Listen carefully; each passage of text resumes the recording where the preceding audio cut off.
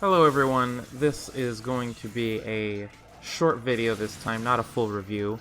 But while I was playing Devil May Cry 4 Special Edition recently, I thought of something that I wanted to talk about, specifically relating to Dante. Dante is an amazing character. He allows the player the ultimate in freedom of expression in battle. His system design is unparalleled in this aspect.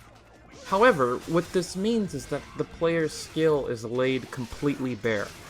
If Dante feels hard to control or not fun, it is a direct result of the player's lack of skill. The better you get, the flashier he gets. This is not completely unique to Dante, but unlike other action games like this, or even other characters in DMC, he has nothing that is extremely flashy in a single input. At least, I don't think so. For example, Nero has the level 3 Exceed moves, which are powered up versions of his moves that can be manually powered up to great effect both tactically and visually. He also has the grab moves and single command input combo attacks in Devil Trigger mode. Virgil has one of those too. Lady has the extremely powerful charge attacks and rocket attacks. Trish's attacks in general are very flashy with tons of visual effects with relatively low execution required. Dante has very few of these that are either in a single attack or easily utilized, like Lady's guns and Trish's many attacks that keep enemies in place. However, he has such a wide array of attacks and maneuvers that a very skilled player can do things with Dante that no other character can do, or can't do as well, and also can't do with anywhere near as much style. A way to look at it is this. Imagine the character's attacks as words, phrases, and sentences. Every character has words, like basic single-button attacks, phrases, special attacks that require a particular input combination, and in some cases entire sentences, like Nero's Buster Grabs or his and Virgil's Devil Trigger only moves. In other words, finishers. With the other characters, they have a decent amount of words and phrases, and even some sentences with which to make your paragraph, so to speak, of your own expression. Dante, on the other hand, has many words, a few phrases, and basically no sentences except perhaps one. Still, what this means is that in order to make a paragraph that is a complete thought and makes sense, you really need to know his words very thoroughly and to be able to see how they work with each other. Because of this, DMC4 Dante is very exposing of a player's actual skill level.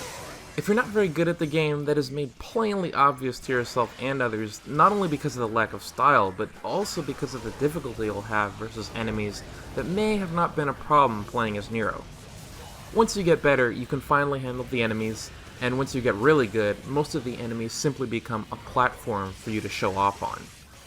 To go back to the words analogy, the better your vocabulary gets, the more fluent your expression gets, and the more expressive your paragraphs or combos and tactics can be. And in this case, being able to be so expressive directly translates to effectiveness in combat. You'll become more mobile, flexible, and aware of both yours and the enemy's limits. And this is totally great, but the incredible amount of time required to reach that fluency is one of the things I personally dislike about the game.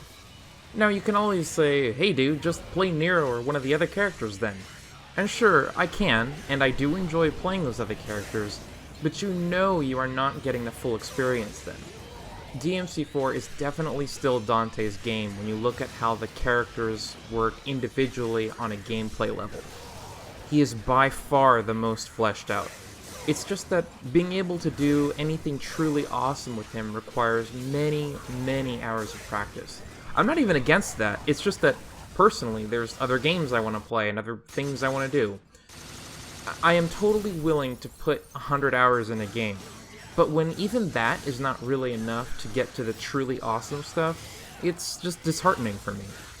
I'm not saying they should make his gameplay simpler or more noob-friendly either, that's what Nero is for, and I would even bet that that's a very big reason why they added Nero as a new, more streamlined character when the game first came out. Dante was probably just proving too complicated for most normal players. So basically what I'm saying is, yes, I suck and I need to get good. My thing is, I just prefer action games that have more of a balance between tactical combat and technical combat.